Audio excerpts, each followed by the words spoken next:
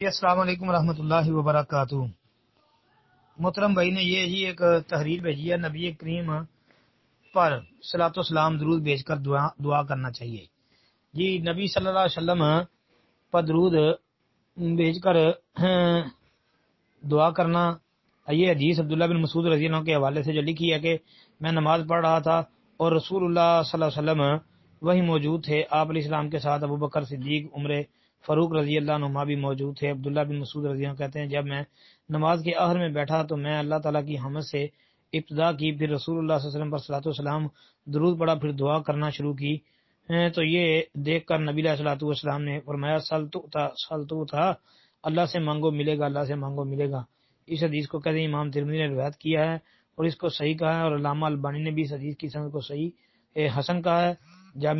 دیکھیں جامع ترمذی 593 الصحیحہ 3204۔ جی ثابت روایت، جی ٹھیک ہے روایت۔ السلام علیکم ورحمۃ اللہ۔